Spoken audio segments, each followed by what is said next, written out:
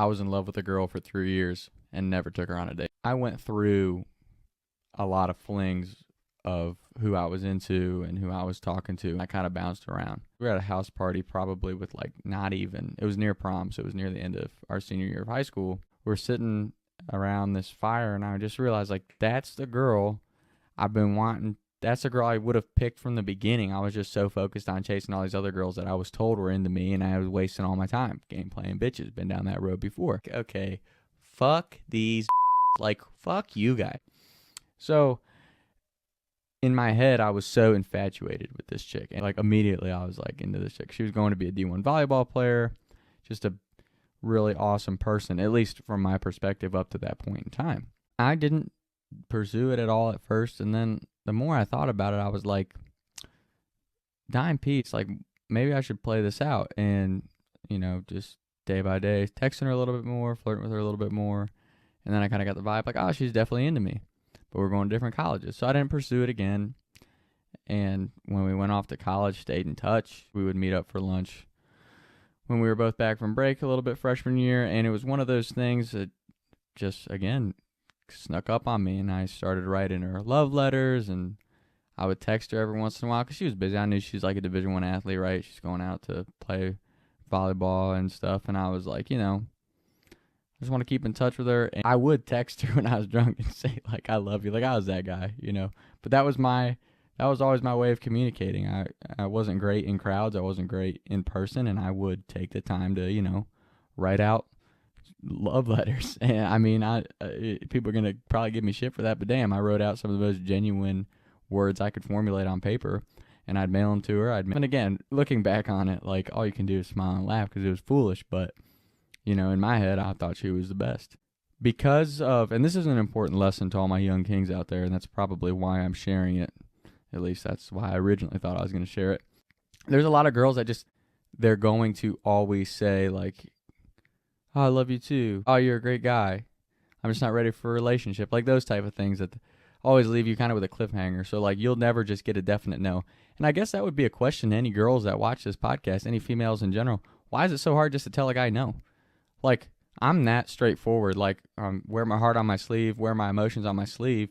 Just tell me. Like if you just tell me, hey, I'm not into you, that's great. Thank you. That gives me the opportunity to go move on to somebody who might actually be interested in me instead of stringing it out. I did this all through my freshman year, and I had great friends at the time telling me, like, Tom, like, she's not into you. She's just wants your attention. And I didn't look at it that way. I always was like, nah, you guys are wrong. Like, it's not like that. We get together every once in a while and hang out when we're both home. Like, she's just a great person. And I kept defending her. And then halfway through my sophomore year, I stopped texting her. I stopped reaching out and realized that's it. If I didn't text her, then she wouldn't ever have responded. I was always the first person reaching out. I was the one doing stuff. I was the one doing it. And then I realized she just wanted my attention. She would never date me. She'd never give me the time of day unless I reached out, but she loved the fact that she knew that I was into her and I was giving her that attention. So in all actuality, nobody's fault, right? Just me in my own head thinking I'm super into a chick. But I think a lot of guys do that. I think a lot of guys kind of formulate what they think a person would be like to date in their head, and that's not the reality of the situation. So I was wasting my golden days of college, right, to pursue a chick that wasn't even into me. And it took me a while from that point on, and like I said, thank God I had good friends to kind of help guide me through that, but it took me a while just to every day tell myself, stop, don't text her, she don't love you, that you're being stupid. And again, I'm able to laugh about it now because I took the time to be like, damn, like I'm worth more than just chasing some chick that's not fucking into me.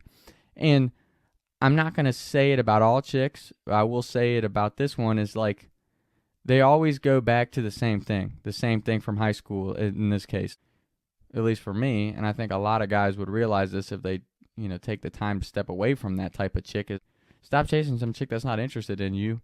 Focus and invest on yourself. Find what you're good at. Find what you're passionate about. And then a good girl will come along. It will happen.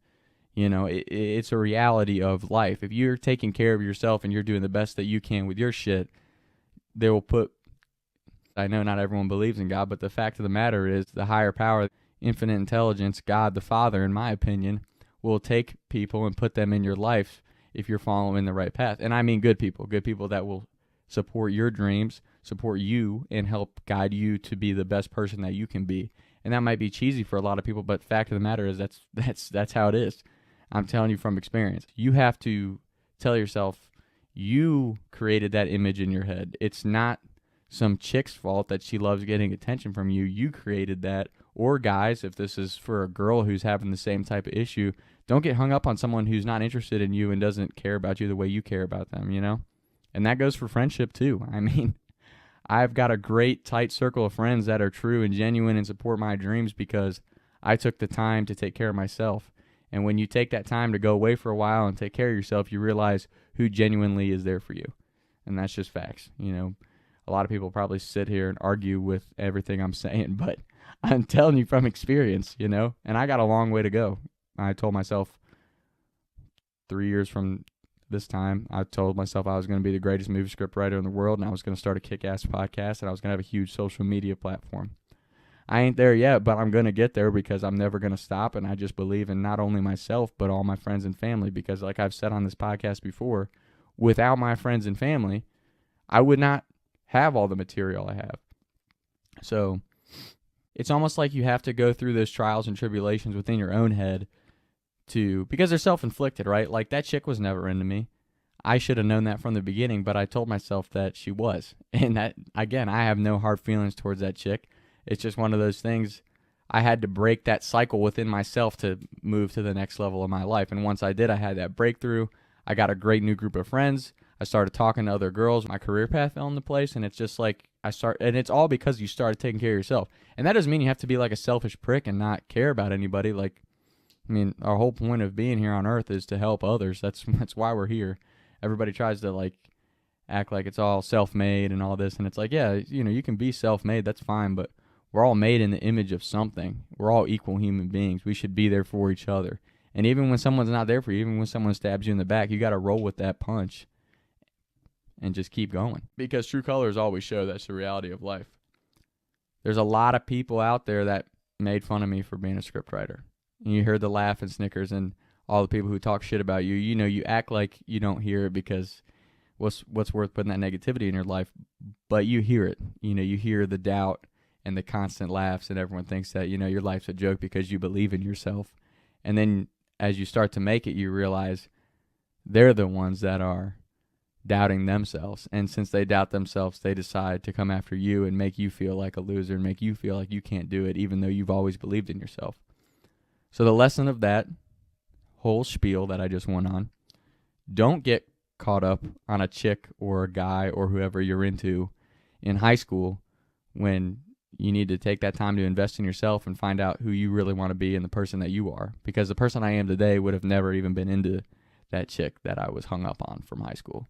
And it will help you in a lot of ways. I mean, it's powerful shit to take that time to get your mentals right. As Marshawn would say, take care of your mentals, take care of your chicken. Because when you do get it right, you really do see yourself take a level up in not only your life, but it helps positively impact everybody else around you. So with that being said, Talks with Tom out. Don't get caught up on a chick like I did. Burn through your prime college years thinking that some chick from high school that's been playing you the whole time for attention was going to be there at the end, because she ain't here now and she ain't coming back anytime soon. And I'm pretty happy about it. So that's the story. That's the lesson. Sorry about the tangent, but hey, Talks with Tom, baby. Progressing and rolling on from here on out. Taking shots by the lake till I can't even breathe no more. See no more. I was riding around town thinking to myself, is they gonna